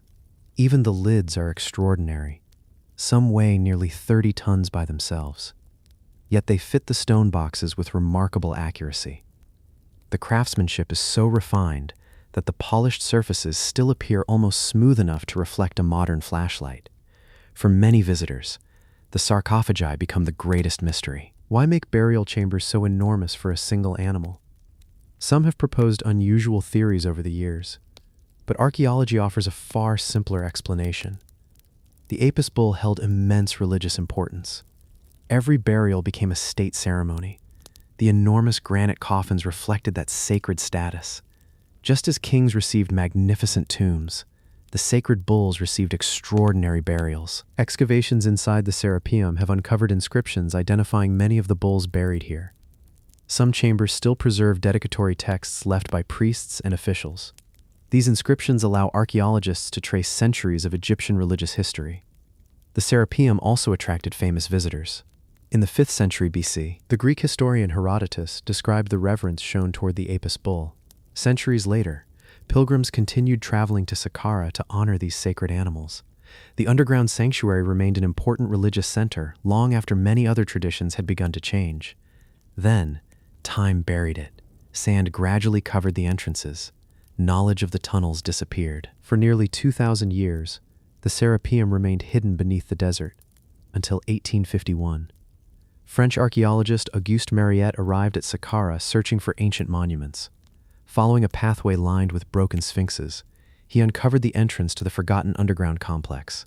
As excavations continued, the massive granite sarcophagi emerged one after another. The discovery astonished the archaeological world. Today, many of the stone boxes remain exactly where they were placed thousands of years ago. Visitors still walk through the same corridors once used by ancient funeral processions. The silence feels almost unchanged. The polished granite still dominates every chamber. And the questions remain. How many workers carved these stones? How were they lowered into place? How many generations spent their lives expanding this remarkable underground sanctuary? Perhaps that is what makes the Serapeum of Saqqara so unforgettable. Not because it holds the tombs of famous pharaohs, or because it hides unimaginable treasure, but because beneath the Egyptian desert, an entire underground world was built to honor a single sacred animal. A place where faith inspired engineering on an astonishing scale, and where some of the largest stone coffins ever created continue to guard their secrets beneath the sands of Saqqara. The giant storage jars of Knossos. Long before ancient Greece reached its golden age, a powerful civilization flourished on the island of Crete. Its palaces were unlike anything the Mediterranean had seen. Brightly painted walls, grand staircases, busy courtyards, and hundreds of rooms connected by winding corridors. At the heart of this civilization stood Knossos, the largest palace of the Minoans. For more than a century, archaeologists have explored its remarkable ruins. Many expected to find royal chambers, ceremonial halls, and magnificent works of art. Instead, some of the most important discoveries were hidden deep inside the palace. Long rows of narrow rooms, filled with enormous clay jars. These rooms are known as the magazines. They served as the palace's great storehouses. Walking through them today, the scale is difficult to imagine. Dozens of giant storage jars, called pithoi, once stood side by side. Some were taller than an adult. Many could hold hundreds of liters of grain, olive oil, wine, or dried food. Together, they stored enough supplies to feed an entire community. The jars themselves were masterpieces, each one shaped by hand from clay. Their thick walls were decorated with rope-like patterns pressed into the surface before firing. Some weighed hundreds of kilograms even when empty. Once filled, moving them would have been almost impossible. Instead, they remained exactly where they were placed. The palace was more than a royal residence. It was the economic heart of the kingdom. Farmers arrived from surrounding villages carrying harvests from across the island. Grain, olive oil, wine, honey, dried figs. Everything passed through the magazines before being distributed again. In many ways, the palace functioned like a giant warehouse. Officials carefully recorded what entered and what left. Small clay tablets covered with one of Europe's earliest writing systems, known as Linear A, have been discovered throughout Knossos. Although the script has never been fully deciphered, most archaeologists believe many of these records tracked goods stored inside the palace. Every jar mattered. Every harvest was counted. Excavations have also uncovered stone channels built into the floors. Researchers believe they helped collect spilled grain or liquids, keeping the storage rooms clean and reducing waste. Even the layout of the magazines reflects careful planning. Long, narrow corridors allowed workers to move efficiently between rows of storage jars. Nothing appears accidental. Everything served a purpose. Imagine entering these storerooms more than 3,500 years ago. Oil lamps flicker against the walls. Workers carry baskets of freshly harvested grain. Others seal large jars with clay lids before marking them for storage. Nearby, scribes record every delivery onto damp clay tablets. The palace is constantly moving, constantly organizing, constantly preparing for the future. The enormous quantity of stored food also tells us something important. Knossos controlled far more than its own needs. The palace collected resources from surrounding communities and redistributed them across the island. This system helped support craftsmen, priests, sailors, and administrators who no longer needed to grow their own food. It was one of the foundations of a complex civilization. For centuries, the magazines remained full. Then, disaster struck. Around 1450 BC, much of Knossos suffered severe destruction. Whether caused by earthquakes, fire, invasion, or a combination of events remains uncertain. Many of the great storage jars collapsed where they stood. Walls fell. Wooden roofs burned away. The palace slowly fell into ruin. Yet beneath the fallen stone, the magazines survived. Many of the giant pithoi remained exactly where workers had left them thousands of years earlier, waiting to be uncovered again. Today, visitors can still walk through these ancient storerooms.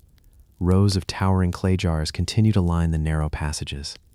They stand as silent reminders of one of Europe's earliest palace economies. Perhaps that is what makes Knossos so remarkable, not simply because of its legendary kings, or the myths of the Minotaur, but because hidden beneath its grand halls were ordinary storerooms that kept an entire civilization alive.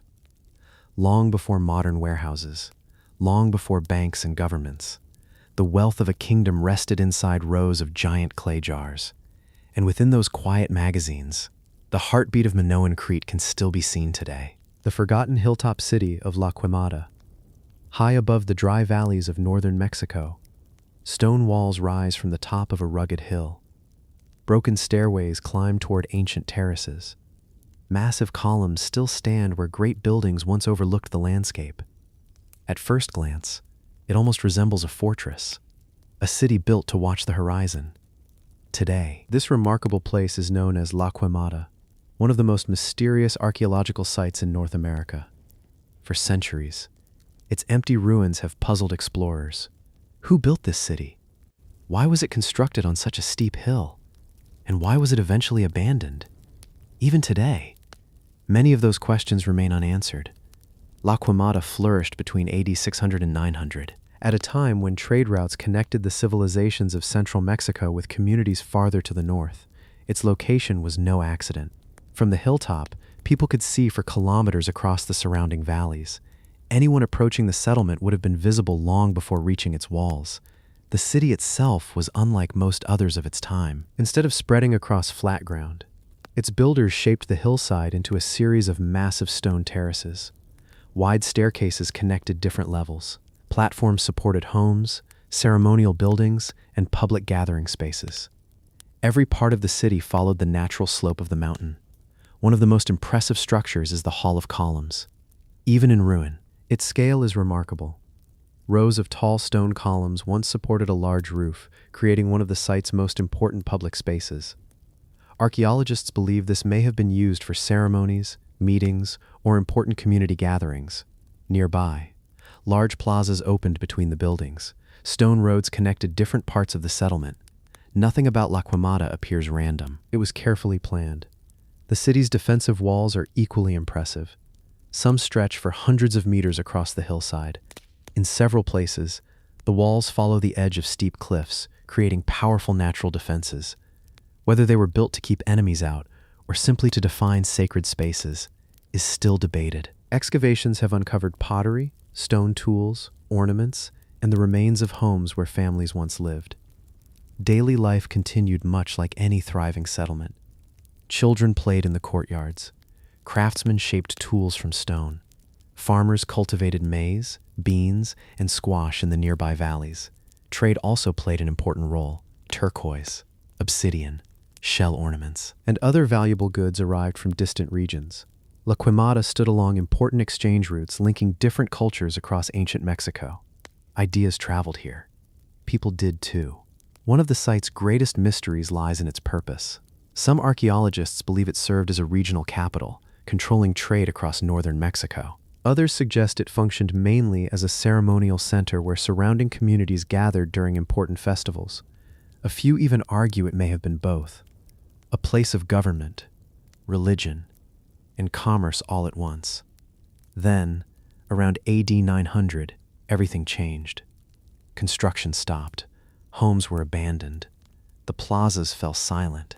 At some point, parts of the city were destroyed by fire. Blackened stones found across the site gave rise to its modern name, La Quemada, the burned place. Whether the fires were caused by war, internal conflict, or accidental destruction, no one knows for certain. After the city was abandoned, nature slowly reclaimed the hill. Roofs collapsed. Wooden beams disappeared. Only the stone walls remained.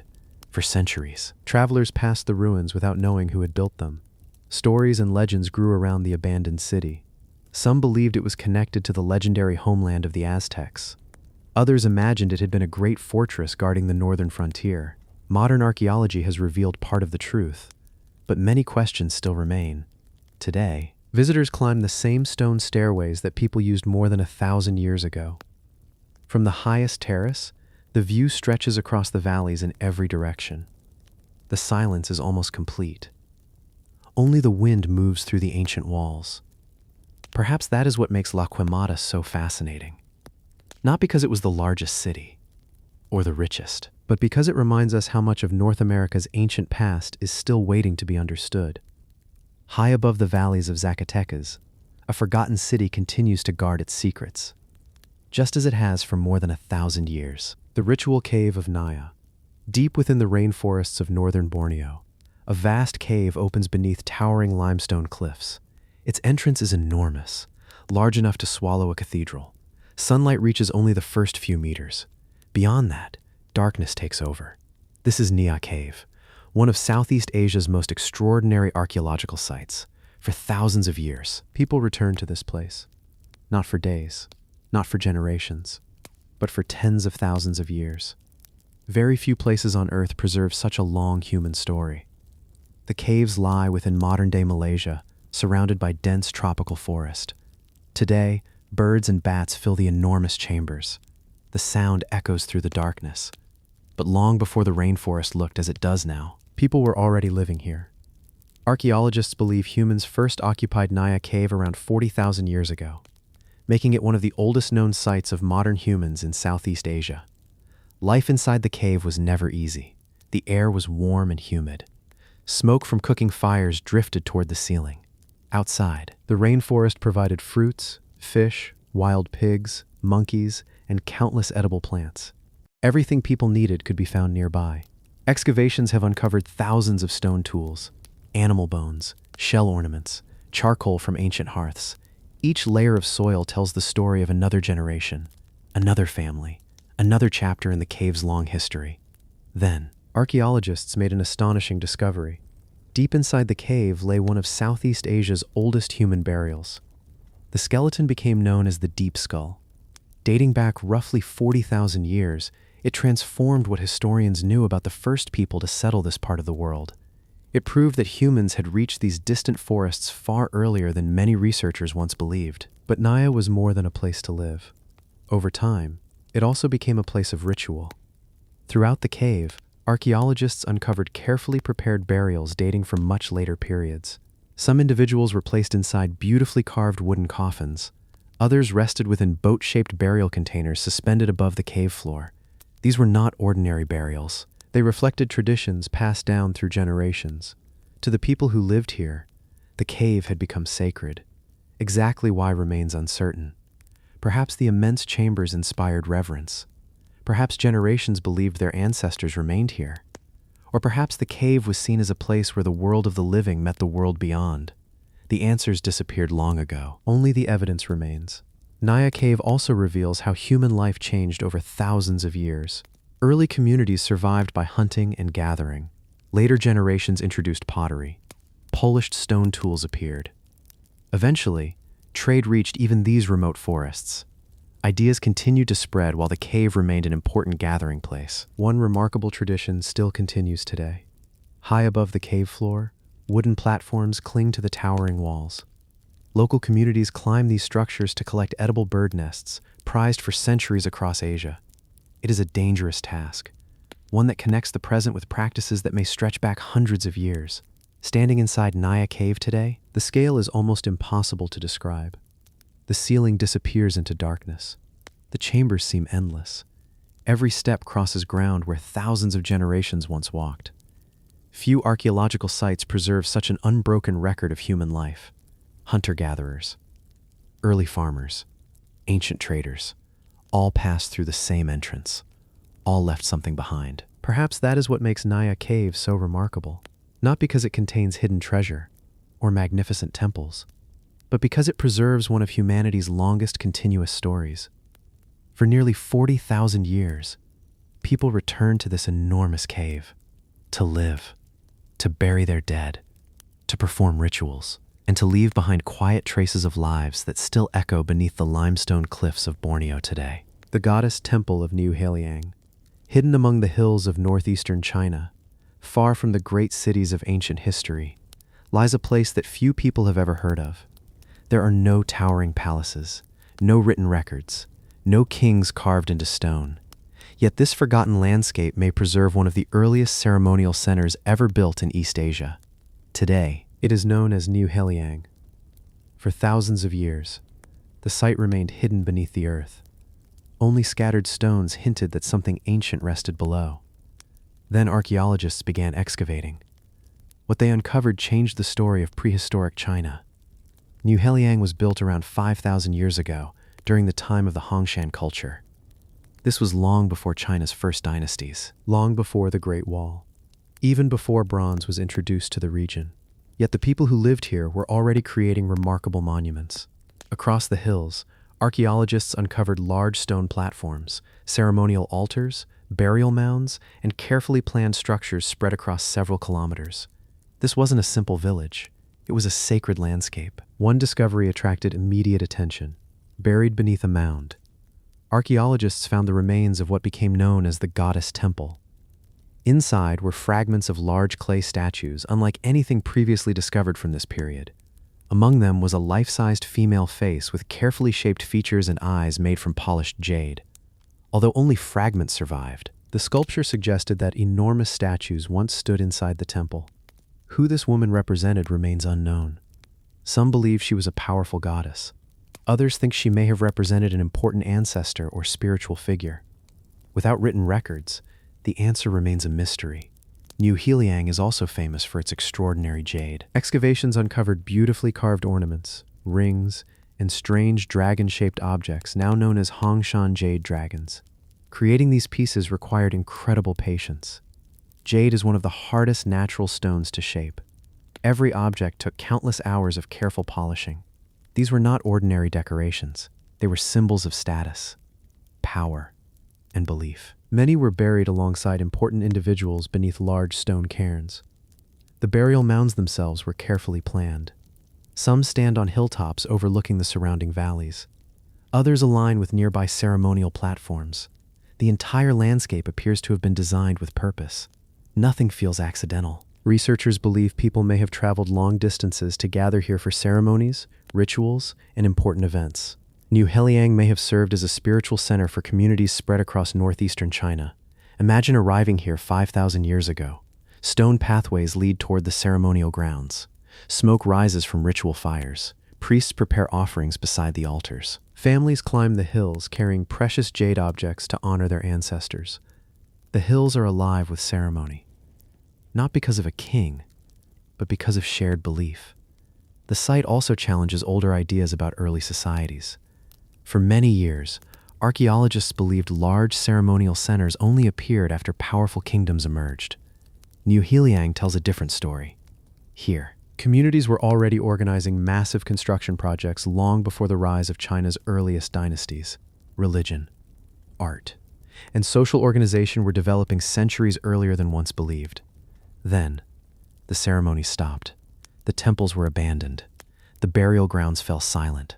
Wind and rain slowly covered the monuments beneath layers of earth. For thousands of years, no one remembered the people who built them. Only the hills remained. Today, archaeologists continue uncovering new parts of the site. Every excavation reveals another platform, another burial, another beautifully carved piece of jade. Each discovery brings us a little closer to understanding one of East Asia's earliest ceremonial landscapes. Perhaps that is what makes New Heliang so remarkable, not because it belonged to an empire, or because it was ruled by famous kings, but because it reminds us that long before written history, people were already gathering to build sacred places, honor their ancestors, and create works of art that still inspire wonder 5,000 years later. Among the quiet hills of northeastern China, the forgotten temples of New Heliang continue to guard the earliest chapters of a civilization that was only just beginning. The sacrificial pits of Sangsingdui. In the fertile plains of southwestern China, a forgotten civilization lay buried beneath the earth. For thousands of years, no one knew it existed. There were no written records describing its rulers, no ancient maps marking its cities. Only quiet farmland stretched across the landscape. Then, everything changed. In 1986, archaeologists uncovered two enormous sacrificial pits unlike anything ever found in China. The discovery shocked the archaeological world. Today, the site is known as Sangsingdui, and it continues to rewrite the story of ancient China. The civilization flourished more than 3,000 years ago, around the same time the Shang dynasty ruled northern China. Yet Sangsingdui looked completely different. Its art, its beliefs. Even its bronze craftsmanship followed its own unique tradition. Nothing quite matched it. Inside the sacrificial pits, archaeologists uncovered thousands of extraordinary objects. Bronze masks, ivory tusks, gold ornaments, jade artifacts, and towering bronze statues unlike anything ever created before. Some of the bronze masks are impossible to forget. They have enormous almond-shaped eyes, sharp noses, large ears, and strangely exaggerated faces. Some are wider than a person. Others have eyes that project several centimeters from the face. No one knows exactly who they represent. Perhaps ancient rulers, perhaps powerful spirits, or perhaps gods worshipped by the people of Sangsingdui. The answers remain uncertain. One discovery stood above all the others. A magnificent bronze standing figure, more than 2.6 meters tall. It is one of the largest ancient bronze statues ever discovered anywhere in the world. The figure stands upright with both hands extended forward, as though once holding an object that has long since disappeared. Its clothing is covered with intricate patterns. Its expression remains calm. Even after 3,000 years, it still commands attention.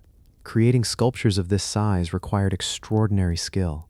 Bronze was melted at extremely high temperatures before being poured into carefully prepared molds. Every detail had to be planned in advance. A single mistake could ruin months of work. Yet the craftsmen of Sangsingdui mastered techniques that rivaled the finest metalworkers of the ancient world. Perhaps the greatest mystery is not what was found, but why it was buried. Many of the objects had been deliberately broken before being placed inside the pits. Some showed signs of burning. Others had been carefully arranged beneath layers of ash and soil. These were not ordinary rubbish pits. They were ceremonial deposits. Powerful objects intentionally offered during sacred rituals. Exactly why remains unknown. Some archaeologists believe the ceremonies honored powerful gods or royal ancestors. Others suggest they marked the end of an important dynasty or political change. Without written records, only the artifacts speak. Excavations have also uncovered the remains of an enormous ancient city surrounding the pits. Massive defensive walls once enclosed the settlement. Rivers flowed through carefully planned canals. Workshops produced bronze, jade, and gold on an astonishing scale. Sangsingdui was not an isolated village. It was a thriving urban center, one of the most advanced societies in ancient East Asia. Then, around 3,000 years ago, the city was abandoned. The reasons remain uncertain. Some researchers believe a massive earthquake changed the course of nearby rivers, leaving the settlement without enough water. Others point to flooding, environmental change, or political upheaval. Whatever happened, the city fell silent. Its temples disappeared beneath the earth. Its ceremonies ended. And for nearly 3 millennia, its existence was forgotten. Then archaeologists uncovered the sacrificial pits. In recent years, even more astonishing discoveries have emerged. Additional pits have revealed hundreds of new artifacts, including beautifully crafted gold masks, bronze trees, ceremonial vessels, and delicate silk fragments preserved beneath the soil. Each excavation adds another chapter to the story, and each discovery raises even more questions. Perhaps that is what makes Sangsingdui so remarkable. Not because of its incredible bronze masks, or its towering statues, but because it reminds us that history is far larger than the civilizations we already know. While famous kingdoms rose elsewhere, another extraordinary culture was quietly flourishing in southwestern China. Its people built, created, worshipped, and left behind masterpieces unlike any the ancient world had ever seen, only to vanish, leaving their greatest treasures buried beneath the earth, waiting patiently to be discovered thousands of years later. The skeleton lake of Rupkund, high in the Indian Himalayas, more than 5,000 meters above sea level, lies a small glacial lake surrounded by snow-covered peaks. For most of the year, it remains frozen beneath thick ice, silent, remote, almost impossible to reach. But when the snow begins to melt, the lake reveals a haunting secret: human bones, hundreds of them, scattered along the shoreline, some still resting beneath the clear mountain water, others emerging from the melting ice. Today, this mysterious place is known as Rupkund Lake, or, more famously, Skeleton Lake. The discovery first drew widespread attention during the early 20th century. At first, many believed the remains belonged to soldiers who had perished in battle. Others imagined they were victims of a forgotten war. But as archaeologists began studying the site, a far more complex story emerged. The skeletons did not belong to a single group, nor did they all die at the same time. Scientific studies revealed that many individuals lived more than 1,000 years ago, while others arrived centuries later. Rupkund had witnessed multiple journeys across the mountains, but one event stood out above the rest.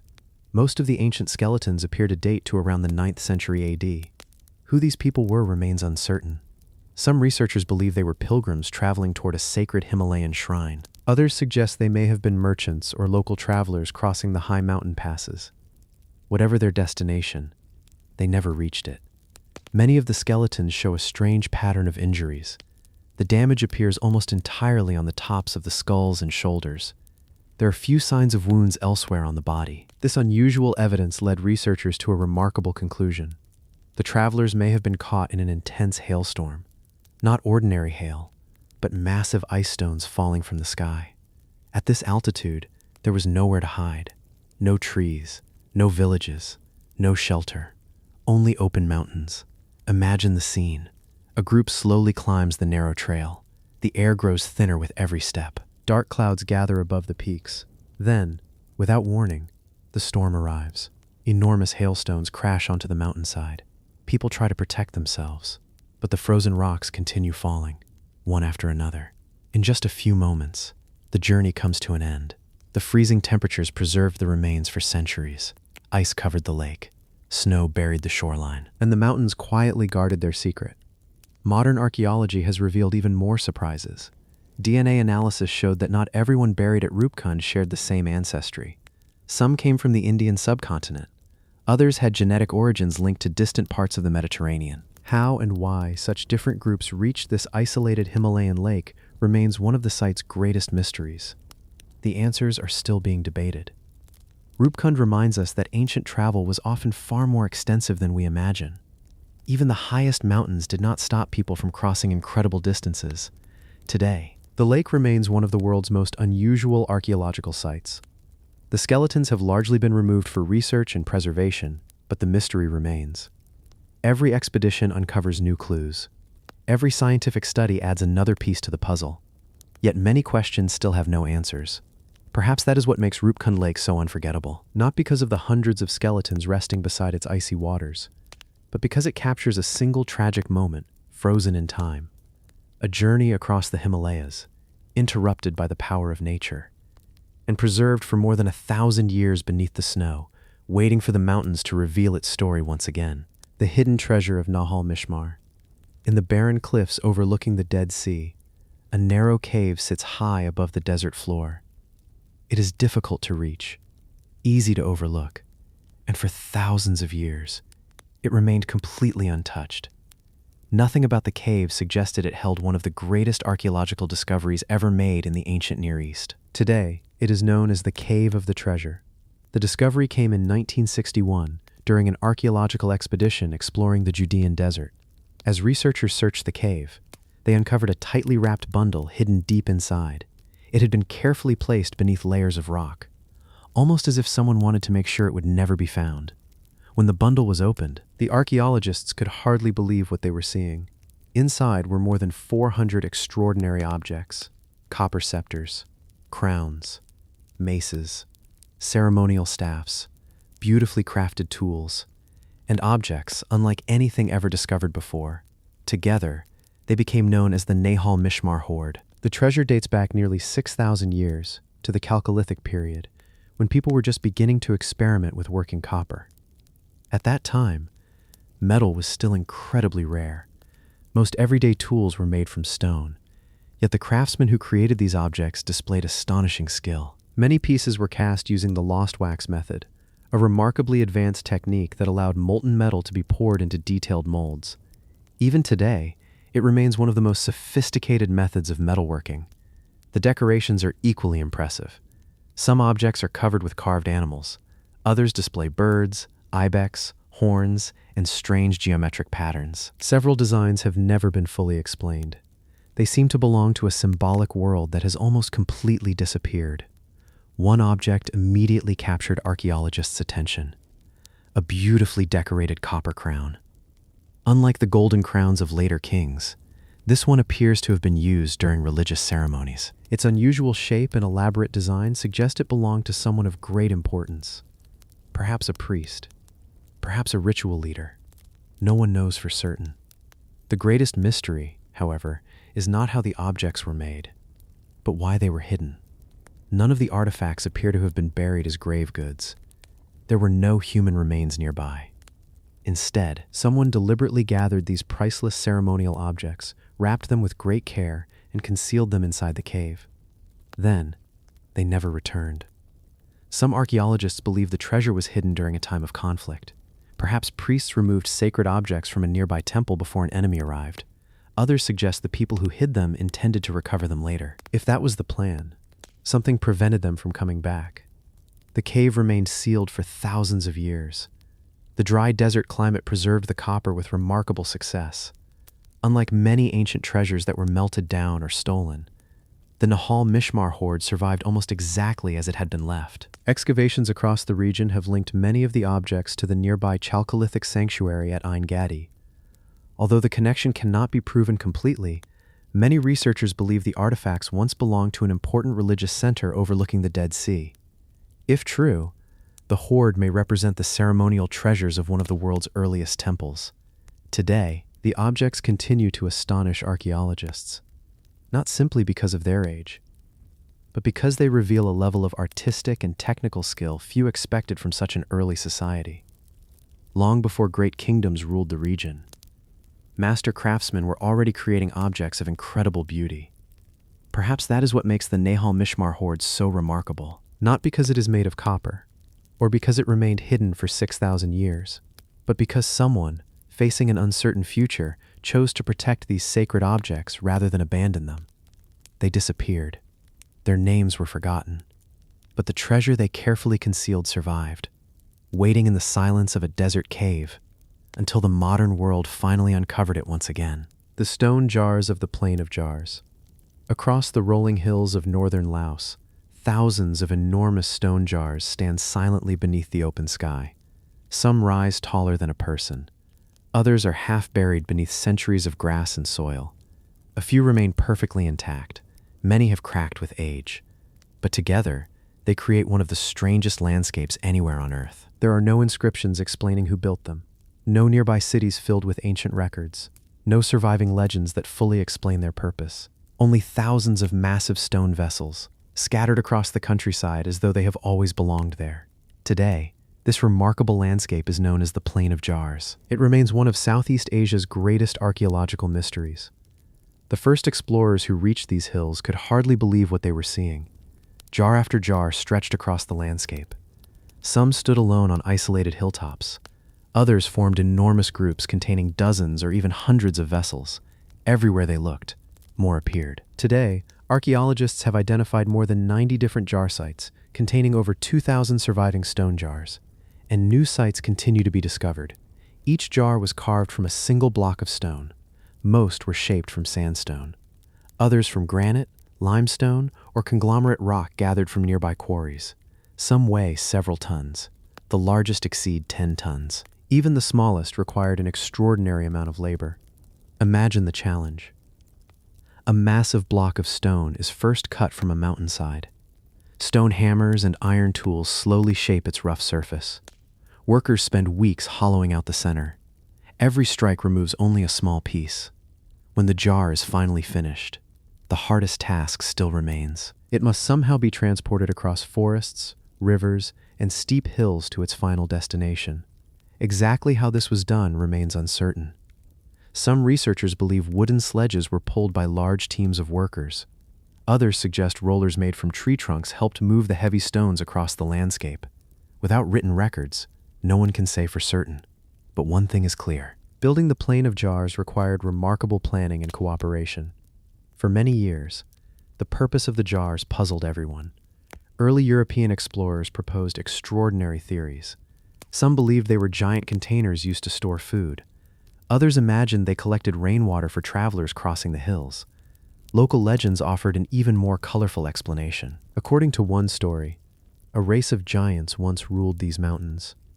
After winning a great battle, they carved the enormous jars to brew vast quantities of rice wine for a celebration unlike anything the world had ever seen. It is a fascinating tale, but archaeology points in another direction. During the 20th century, researchers began excavating around the jars themselves. What they found changed everything. Beneath the surrounding soil lay human burials, fragments of bone, ceramic vessels, glass beads, iron tools, bronze ornaments, and carefully prepared graves. Many burials were placed beside the jars rather than inside them. Some contained cremated remains. Others held complete skeletons. The evidence suggested the jars were closely connected to ancient funeral ceremonies. Exactly how they were used remains uncertain. One theory proposes that the dead were first placed inside the jars for a period of time. After the body naturally decomposed, The bones were carefully collected and buried nearby in a second ceremony. This practice, known as secondary burial, has been observed in several ancient cultures throughout Asia. Another theory suggests the jars stored offerings, ashes, or ceremonial objects used during funeral rituals. Neither explanation answers every question. The mystery remains. Yet almost every new excavation strengthens the connection between the jars and the ancient beliefs surrounding death. Archaeologists have also discovered beautifully carved stone discs scattered among the jar fields. Some feature circles carved into their surfaces. Others display human figures or simple geometric patterns. At first, researchers believed they were lids placed over the tops of the jars, but many were found lying beside nearby burials instead. Today, most archaeologists believe these discs probably served as grave markers rather than jar covers. Like the jars themselves, their true purpose remains uncertain. The people responsible for this remarkable landscape remain equally mysterious. Most researchers believe the jars were created between 500 BC and AD 500. During this period, northern Laos lay along important trade routes connecting southern China, mainland Southeast Asia, and the Mekong River basin. Communities exchanged goods, ideas, technologies, and religious traditions across these mountain corridors. The builders of the jars were clearly skilled stoneworkers, yet almost everything else about them has disappeared. No cities have been found nearby. No written language survives. No kings are remembered. Only the jars remain. Then, history brought another tragedy to the site. During the Vietnam War, large areas of Laos became some of the most heavily bombed landscapes in human history. Many of the jar fields suffered damage. Even today, unexploded bombs remain hidden beneath parts of the countryside, making archaeological work slow and dangerous. Before every excavation, specialist teams must carefully clear the ground. Only then can researchers begin uncovering the past. Despite these challenges, the Plain of Jars continues to reveal new discoveries. Every excavation uncovers more graves, more pottery, more ornaments, more clues about the people who built this extraordinary landscape. And every answer seems to create another question. Perhaps that is what makes the Plain of Jars so unforgettable. Not because the jars are the biggest ever carved, or because they are the oldest, but because they stand as silent witnesses to a civilization we still barely understand. A people capable of moving stones weighing many tons, creating one of the world's largest ritual landscapes, and then disappearing almost completely from history. Today, as the wind moves gently across the hills of Laos, the giant jars remain exactly where they have stood for more than 2,000 years, watching the seasons pass, watching civilizations rise and fall, still waiting for the day their greatest secret is finally understood.